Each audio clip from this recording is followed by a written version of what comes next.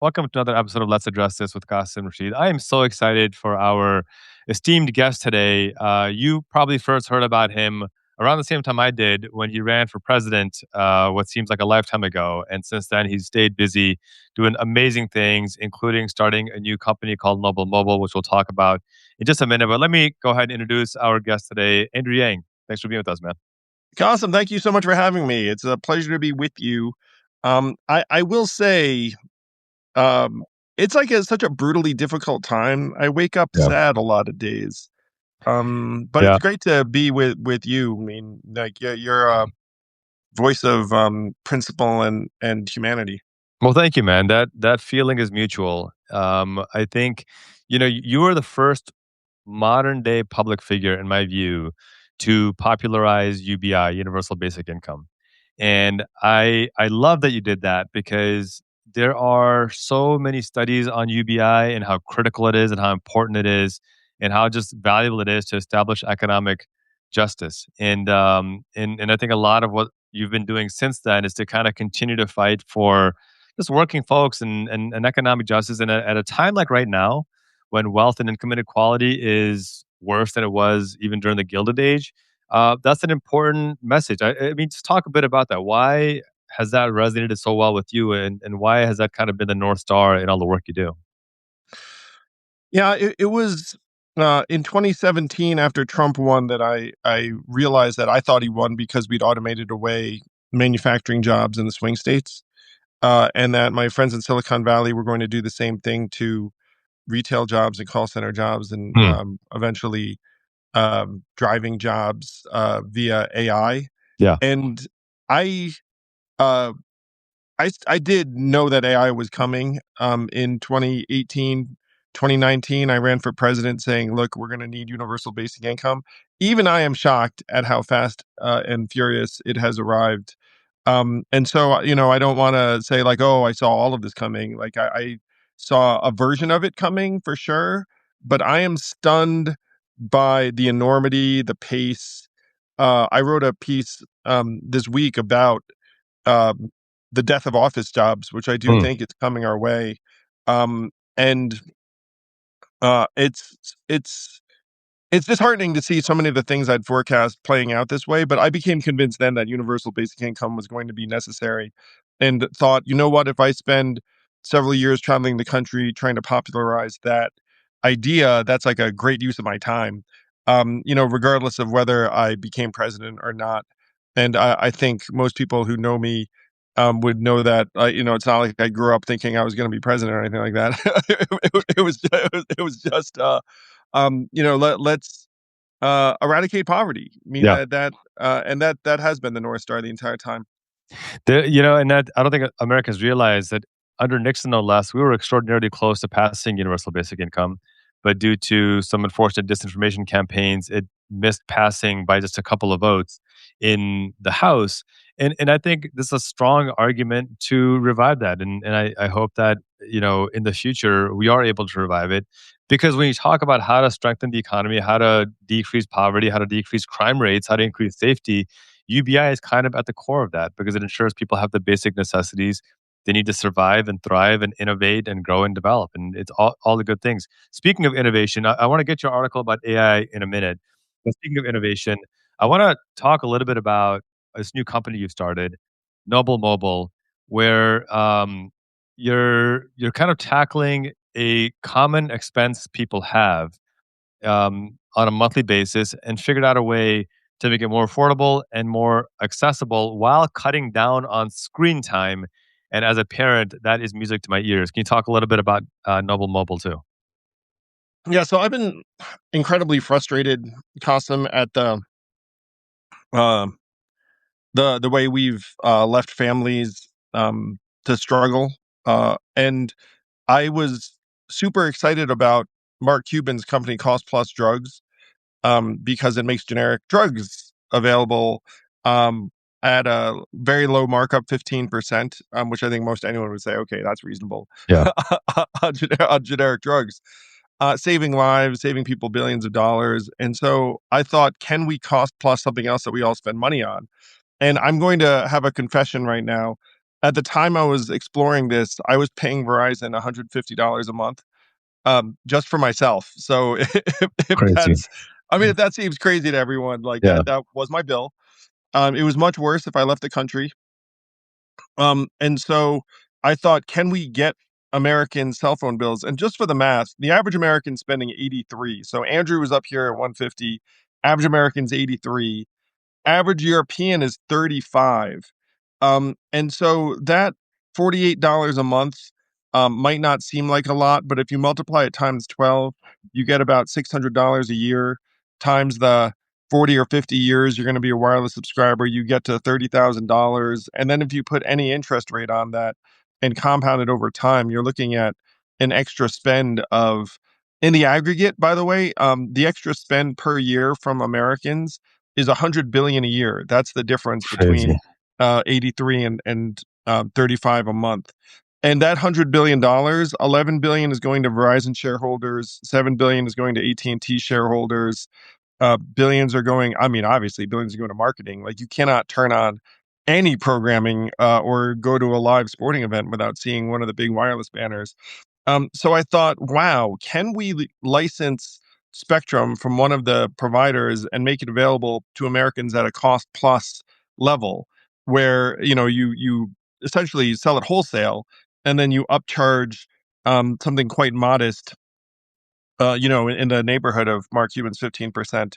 So the big breakthrough was when we managed to hammer out a deal with T-Mobile, which we did. And so now you can get unlimited data on T-Mobile's network via Noble Mobile, at a cost of the average person on Noble is spending 42 a month. And the reason why it's somewhat variable is that you get unlimited data, all anything you want for $50 a month. But then if you use less data, we return the money to you at the end of the month, and the average Noble user is getting eight or $9 back. And so you're spending 42, which is going to be half the national average of 83. So Noble Mobile launched a number of months ago. It's growing every day, and we have promos up the wazoo. Like right now, it's like $10 a month for the first 3 months if you're switching from one of the big carriers. But if you don't sign up for Noble Mobile, it's totally fine. I would just say make sure you're not overpaying.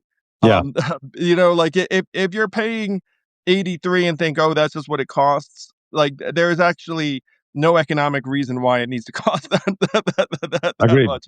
Agreed. Completely agree. I'm getting some great comments here.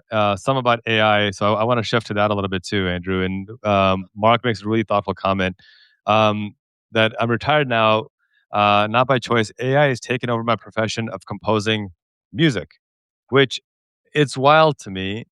You mentioned a minute ago that you don't see office jobs lasting much longer. Talk a little bit more about that. What do you kind of see in your crystal ball here in the next 5 to 10 years? Oh gosh, the next 5 to 10 years is almost too long a time frame, Qasim. I mean, we're talking the next 1 to 3 years, Wow. That fast. because Wow. the AI. And I'm not saying you're going to get rid of all office jobs, like Yeah. that, but I'm saying that there's going to be a substantial reduction, 10, 20, 30%. And the total number of white collar jobs in this country is around 70 million. So if you were to reduce it even by 20%, you're looking at 14 million American workers. And I think that's unfortunately very realistic. I talked to the CEO of a publicly traded consumer tech company, and he said they're firing 15% of their workers, and they're going to fire 20% more Wow. in 2 years, and then 20% more in 2 years after that. And I think he's not unusual. So if you start doing the math, you see that millions of Americans are going to get kicked to the curb, and college grads are feeling this right now, where they're coming out of school, they're saying, "Okay, it's time for me to go get my first job," and big companies aren't hiring in the same way that they were. The underemployment rate for recent college grads is now over half; it's 52%. And so this is going to be deeply painful. Hmm. And I get passionate about this because this is what got me into public life in the first place. I mean, Trump winning was one, but then the Yeah. second is that AI is going to eat the jobs. And there's a lot more we could do. I mean, we can afford a universal basic income. GDP right now is at 84,000 a person. AI is going to boost that over 100,000 a person. So 1,000 a month is actually like very, very reasonable. And we cut child poverty in half in 2021 via the enhanced child tax credit. So we've shown that we can dramatically reduce poverty in this country. Unfortunately, because of dysfunction, child poverty shot back up to its previous level the following year when the child tax credit was allowed to elapse. But it's just political will. Like we can do it. We Yeah. can alleviate poverty in the richest country in the history of the world, and we're going to get richer at the top line Yep. because AI is going to generate a lot of value. It's just most of us will be on the outside looking in. Yeah. And the mechanism ordinarily to manage that kind of adjustment is government. It's policy. Like, look, I'm super excited about Noble Mobile because it's something I can offer people right now. But I'm still pissed, Yeah. in the sense that, Absolutely. like, I mean, we should be doing much, much more. I guess, I mean, I co-sign everything you said, Andrew. I guess where I want to provide guidance to folks, and I'd love your insight on this, is we know this change is coming. We know it's going to be dramatic and it's going to be seismic. We also know that whenever there's been a massive technological shift, there's also been new industries opened up and new innovations and new business opportunities and new income opportunities. When this shift completes. I don't know if that's even the right word because it's kind of constantly changing. But over these next 1 to 3 years, 4 years, 5 years, what's your advice to young people? Like I've got 3 kids, all 17 and younger. What should their focus be in trying to kind of ride the wave of AI so that they're not, trampled under its wheels, but able to capture it and make sure they're still viable and financially stable? Like what should how should we be thinking about this in a way that we can make sure that as this technological shift happens, we're adjusting and staying ahead of the curve as best as possible? Yeah, I'm a parent as well. My kids are younger than yours. They're 13 and 10. And so for the parents out there, the first thing is college or not to college, I suppose. Yeah. Now, like you and I come from um, similar backgrounds where Yeah. our families, I'm sure, emphasized Oh education. yeah. And There's no and so choice. it would be very strange for us to be like, hey, no to college. But the education premium is shrinking quick. Yeah. One degree I'm going to call out, which I think you and I might have in common, is a law degree. And a law degree made sense when I came out because you could get a high paying legal job. Hmm. But those jobs are going to be much, much tougher to get. Yeah. And so colleges will still very much exist. Weaker colleges are going to go out of business, during this time. And if you send your kids to college, which I still think many families are going to want to do, you just want to do um, like a real cost benefit. Like you might like if you get a great deal from a fine school, you might want to take that deal. Yeah. that, Yeah. that, Exactly. that sort of thing. You want to try and avoid large debt loads that are assumed with the premise that you're going to get it back because someone's going to pay you a lot for your training. Now, where your kids are concerned, Cosm, uh, the best thing you can do, and this is going to sound um, hackneyed and trite, but the best thing you can do is teach them to be resilient, entrepreneurial, adaptable, Yeah. and get into environments where they can make a contribution. Um, and there's still going to be opportunities for uh, hardworking, talented young people. Now, the opportunities are going to look very different Yeah. than your and my generation. But I'm going to say social skills are actually going to be really key. That's right. Maybe more so than some of like the hard cognitive stuff. So if you're a parent like you and I are, the mission is kind of similar to what it has been, which is raise a strong, healthy, resilient, adaptable, sociable child, and they'll be able to make a path. Yeah, I think that's extremely important. I know one of the things that I recently hired some folks for my company, and I went through I think 300 resumes and 70 to second round. and interviewed about 10 people, and they're all smart, thoughtful people, but something as simple as communicating, you could tell that there's a very different style of communication. Not good or bad, but just different. And in a world where that's going to be at a premium, it's important to invest in that early. And in every child, like I have three kids, all three have very different communication styles. I can't say one is better or worse than the other one, but being able to adapt and adjust to what's happening in the world and being able to build those skills is going to be a critical component of it right now. Don't wait until they're in college. Start to make those investments right now. I'm going to call out two activities Yeah. along the lines of what you're describing. Drama is a great way to learn communication skills, and maybe even make a friend or two. Team Yes. sports, great for resilience, coachability, and thinking you need to improve. So that this might be the opposite of some of the stuff that I got as a kid. Yeah. I mean, my parents, Asian parents, they were like, "Yeah, have an extracurricular; it'll look good for college." Yeah, but their main Yes. jam was, like crank and get good grades. Yeah.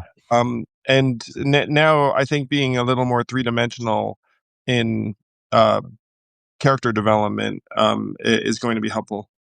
Do you agree with? And you're talking to a lawyer now, and a lawyer who has significantly decreased my litigation practice, in part because other things are going so well. That do you agree with the notion that in the next decade, lawyers are going to basically no longer be needed I due to think that the AI? practice is going to be very, very different, and that there are going to be fewer opportunities. But so I have friends who are partners in law firms right now, Yeah. and they are using AI to do research, to write briefs, and they're going to cut down the number of associates they hire. Right. So what I'd say is that what used to be a pyramid structure where you have a bunch of like entry levels and then like a few people at the top is going to be more like a column where you have the people at the top and then like a few people below them. But the people at the top aren't going to be um, graduating, I suppose, in the same way. And as someone who went to law school, I will say that the education, is not that well designed for, um, current day because they had you go to a library and, like, look stuff up and do a bunch Yeah. of things that may not make any sense now. Yeah. It's so I think the field's going to change, very significantly, and I would advocate against someone going to law school unless they have a very clear sense of what they wanna do, and the economics work because law school is really expensive now. Oh, it's insanely expensive. I mean, I think especially from a transactional law standpoint, I feel like that's going to be more aggressively taken over by AI. I still feel like there's going to be advocacy, litigation. An AI robot's not going to get up and argue in front of court. Although maybe in the future, who knows? We're not there I yet. agree That's with why that. I'm not. The corporate transaction stuff is more easily automatable. Oh yeah, yeah, much more. And the thing is, like, if you're just looking to, so many of these contracts are boilerplate. So many of them are repetitive, and if you're just looking to mass those, I mean, we already see like LegalZoom and tools like that. This would just kind of enhance upon that. Where do you see the overall education system going with AI in general? Because again, I don't see robots replacing teachers, but we certainly see. I mean, I look at my son right now. He's in high school and my advice to him is look, AI is a tool and it's not a bad tool to use at the right time, but the right time is after you learn how to read and research and write on your own so you can understand how you got to an argument, how you got to a place. Don't just use AI to do the work for you because then you miss the point of how to actually do the work and how to actually do the research. How do you see that changing the way our kids learn going forward? The data is not promising. You have scores going down in reading and math. You have reports of college kids showing up who can't read a book or even get through a full length movie. I mean, it's not good. And as a parent, we struggle with this. I think the main thing a lot of families have right now is like the core source of tension is screen time Yeah. because kids want as much of it as they can get. And if you're a parent, you're like, well, sometimes, sure, if, but other times, no. And then, but they just want it all the time.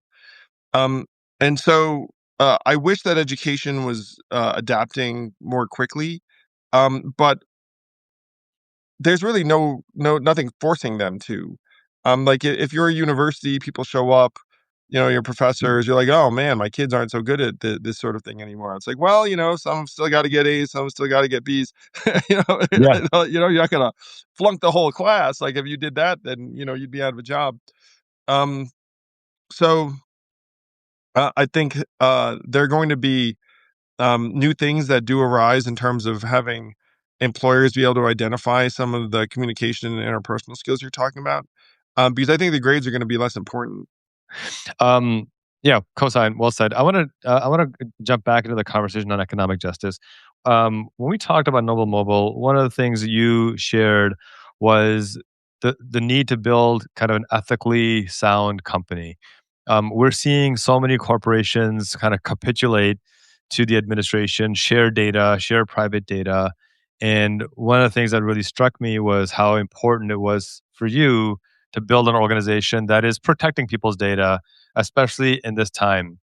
We just got news that the Trump administration basically threatened CBS to say, "Do not air that interview with Colbert and James Tallarico," which I think is wild and incredible. And CBS tried to force Colbert to capitulate. I see these as connected. Can you talk a little bit about your philosophy on maintaining privacy of your consumers, of your customers, while also pushing back against kind of this assault on our free speech and our ability to just share ideas without oppression? One of um, the policies I was pushing for during my campaign was that we should own our own data. Our data is getting sold and resold for hundreds of billions of dollars right now. It's getting used Yeah. to make these AI models. And so when you have something like Noble Mobile, one of the first things we said is, okay, like let's not um, have any commercial relationship with our users' data. And we don't. Like Yep. we couldn't tell someone something about you if we wanted to, because like we don't get it. And that was in some ways, I mean, it's something we had to clarify to investors. It's like, look, we're not going to pursue certain types of profit opportunities if they require us to um, use our customers' data in a way that they would not like. We spend more money on spam shield and like things that keep you from getting weird texts, and it's like pretty much we just treat our customers the way we'd want to be treated, and we wouldn't want our data to be sold and resold, and we don't like spam. What a so concept. we Yeah.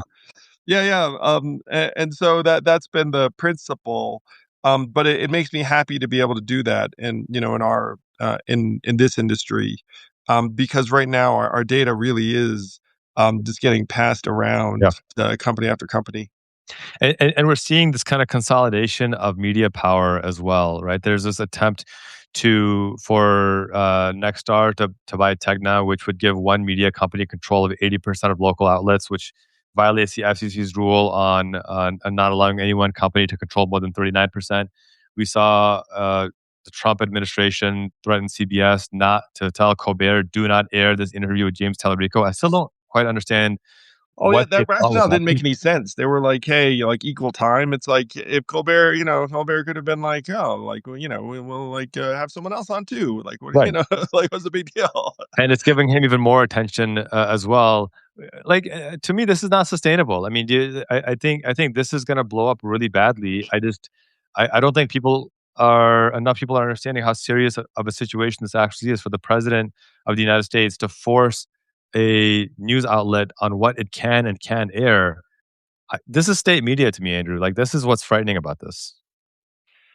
Yeah, it's one of the darker elements of this time, Qasim, is that you have media organizations, that now have commercial incentives, overpowering them, relative to what used to be called journalism. Yeah. And the first domino to fall that we did not take enough notice of, was local newspapers. Yes. Local newspapers were among the best at being non ideological and non polarizing, And when they went out of business because of the internet, people were like, "Oh, okay, well, like, it's just progress, et cetera, et cetera." But that same dynamic is applying now to just about every form of media, including even these broadcast networks, which are not as profitable as they used to be. I mean, Hmm. like your kids and my kids barely watch TV. Yeah. And so what happens when these businesses tend to be bolted on to large media conglomerates, and so it's like it's more Yeah. important to us that we get some merger approved than that you have on, like a guest in like a and then even-handed fashion, or even not an even-handed fashion, like, because you want to. Yeah. So, and when my kids ask me why something is happening, I say something that's also gonna seem really unfortunate, but I do say it, so I'll share it with you all. Please. I'll just say, like, "What does the money say?" Or "Follow the money." So then you say, like, "Why is our media getting so, um, uh, cowardly?" It's because they have these massive financial incentives that, they're, Yeah. captive to. Now and it's one reason why independent creators like you, are so important is because, like, you don't have some mega corp, like, compliance team coming down and being like, "Hey, Qasim, like, we've got a merger." Yeah. So, like, don't say that. Yep. And that's what we kind of fantasize these newsrooms are, but these newsrooms are the other thing. These newsrooms are like they're more corporate than they are individual. Yeah, and I was looking at the data on this, Andrew, that over the last 25 years, since basically the internet kind of came to the fore, um, local newsrooms have decreased by 75%. So it's just a skeleton of what it once was. I mean, when I was in high school in the 1990s, getting your name in the local paper was a big deal. Everybody read the local paper. And Dude, it, even when I was running for president, like, I would sit down with the editorial board, of, like, Keene, New Hampshire, or, Iowa City, Iowa, yeah, and, and then there was a paper, and it was delightful. I mean, it wasn't just I mean, it was important too, for people to know what's going on, for people to have any sense of local, um, local government or leadership, and community. yep. I mean, to your point, that local paper, if you and I were managed to get covered in it, it was like that was how the community knew what was going on. That's exactly it. And now that's kind of gone. And one of the reasons that I've built out my Substack is to be able to provide that support to folks on a more local level. I don't have a paywall on purpose because I want it to be accessible. And ironically, a lot of my growth here has been because people tell me they appreciate the fact that I'm not doing access journalism. I'm not doing access media. And I don't think, like, could you imagine me being like, hey, Andrew, your human rights are under threat. And if you pay me $6 a month, I'll tell you how to protect yourself. Like, it just seems so silly to me. And that's unfortunately what's happened with so much of corporate media, that it's become so focused on clicks and driving a profit because they're owned by these billionaire, oligarchs that don't actually care about, local journalism, that you've lost the essence of who your customer base is, of who your consumer is. And that is kind of the working class person who just wants accurate, reliable information. Which is why I'm also glad you're here on Substack too, because I think more people need to hear from you directly. Somebody said in the comments that they voted for you specifically because of your championing of UBI. And they're wondering if you're going to start to champion that again as aggressively as you were when you were running for president. Uh, well, thank you for the support, and I think about it, very, very. I think about it daily, honestly, because like I do get pissed off at how little we're doing for people and families. I think universal basic income is vital, and civilization. Um, um, like if you lose it, it's hard to get it back. You know what I mean? Yeah. Like you can't put the toothpaste back in the tube. And so we have a window to get big things done. So I do think about it, all the time, about how I can best make it happen for people. And if people look at, like, like, I'm really, really excited and proud about Noble Mobile because we could save Americans billions of dollars. You Yeah, know, like out of this 100 billion, like if we were to get even like a few billion back into Americans' hands, that's like a real difference maker. But I think it's a drop in the bucket compared to what we should be doing. You know, it's like these AI companies now have had like hundreds of billions of dollars in investment and billions of dollars of public subsidies. And the reward for most people is going to be higher energy prices and no job. yeah. Like that's deeply demented.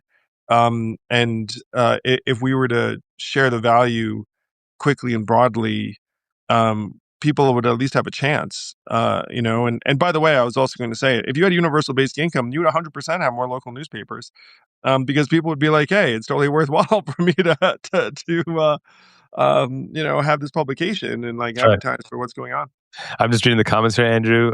Mark says Andrew's takes during his campaign have aged astonishingly well. Um, uh, I mean, they're right, and that's kind of in a way, it's kind of sad to be perfectly honest, because your takes were, "Hey, if we don't change this now, this is the end result, and it's going to be devastating." And I think we would have hoped you were wrong, but unfortunately, you weren't, and you were right. And so, we've got 500 people watching. People are clearly tuned in.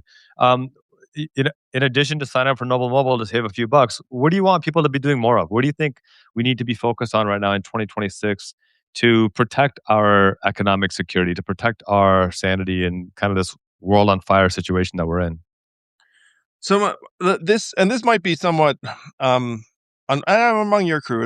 Everyone probably would agree with it. Like so, when I came off the trail, I was convinced that we were going to need universal basic income, and that our current political system will not deliver it. That's what Yeah, what I concluded. And so I thought, okay, we need to upgrade from the two party system. And so we need, in my mind, the ideal world, the ideal number of parties in the United States of America is probably um, four or five. sure. Um, but three would be infinitely better than two. Yeah. I started forward, and we now have 79 elected officials around the country, um, and are growing all the time. I think we're going to put a lot of points on the board this November. And one of the joys of Forward is that you can support a good person of any party, any campaign. You know, it's like essentially Forward is essentially political infrastructure for independence, Hmm. and now almost half of Americans are independents. Yeah. I thank you for this opportunity, Qasim. Yeah. So check it out. I've got the commercial, which is Noble Mobile. Yeah. I've got the political, which is Forward Party. I've got the policy where we have lobbyists lobbying for a child tax credit and things like that at Humanity Forward. And then I have a Substack like you that's also cost free. So please do check it out. AndrewYang.com. I send out a newsletter every week.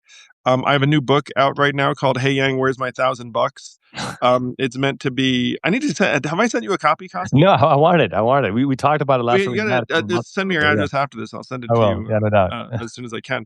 It just came out last week. But it's me um, sharing some of my experiences of the last number of years and trying to do it like in an entertaining, uplifting way. I have to say it was sort of like a personal project and thank you. It's like a love letter to the Yang Gang is the way I thought of it. Yeah. You had an Um, amazing group for sure. and then we're having no phone offline parties in Washington D.C. You should come. You're not far from there, I think. I'm down. Washington D.C. and San Francisco.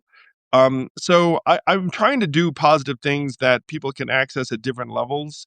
You know, whether it's I want to save money on my phone plan, or I want to dig into politics and policy. We got a couple of questions for you before we wrap up. Where is Andrew on ranked choice voting? Andrew loves ranked choice voting. Andrew might as well have a tattoo of ranked choice voting on his left shoulder. I'm on the Amazing. board of an organization called Fair Vote that all we do is try and promote ranked choice voting. I think it's one of our paths out of this mess. You know, it's like if you had ranked choice voting and genuine choices, then you'd have better policy. Definitely. Somebody says, I like discussions with people like Andrew who are doing something, not just ranting. Co-sign that. Jules asks, what is Andrew's take on how to fix housing in America? So we need more housing and a lot of it.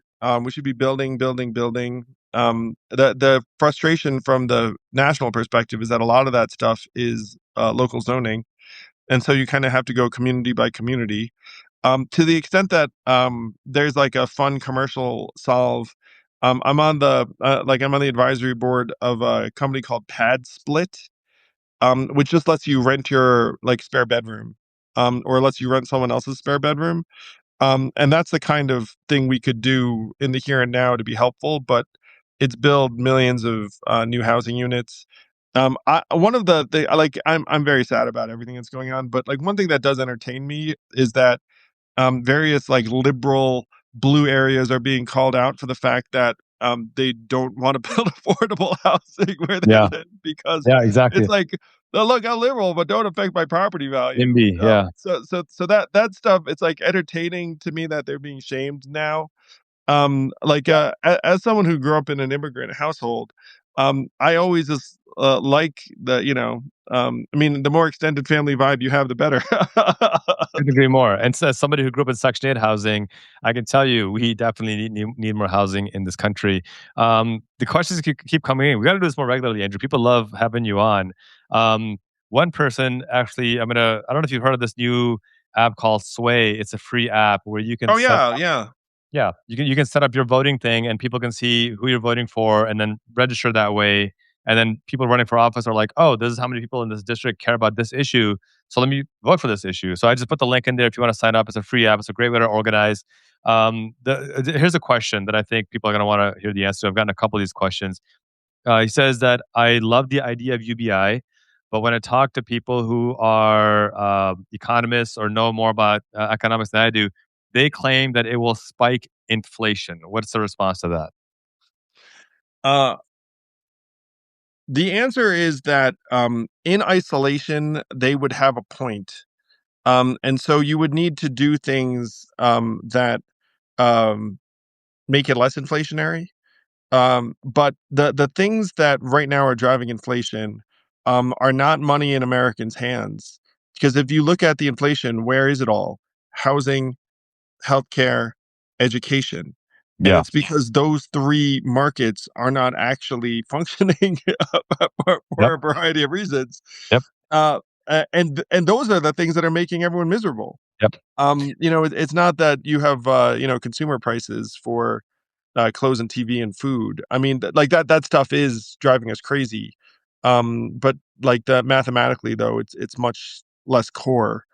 And so, if you rewind to my campaign, I got that question all the time, and inflation was much lower then. Yeah.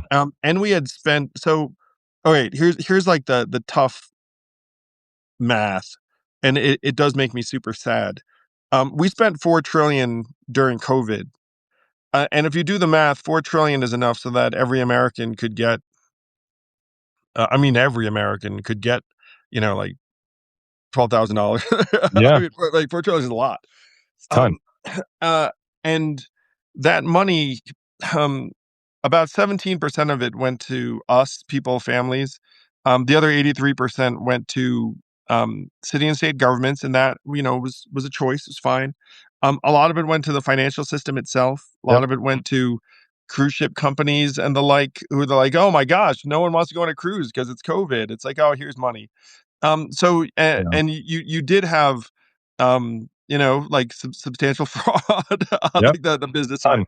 Um, They're still so prosecuting it. Yep. so then people look at it and say, okay, so number one, we clearly had the money. I mean, we spent the money in ways that like I would have drawn it up very, very differently. Hmm. And I even at that time I said, look, just make people and families whole and like let the corporates like figure it out. But we Yeah. we went we went the other direction. We Yeah. were like, keep the corporates whole and let the people figure it out. So the major move to help with the inflationary aspect is going to be how we source the money.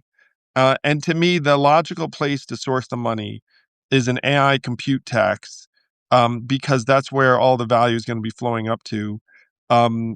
So there are ways to fund a UBI that will help keep the inflation lower, and also you have to have policy hand in hand.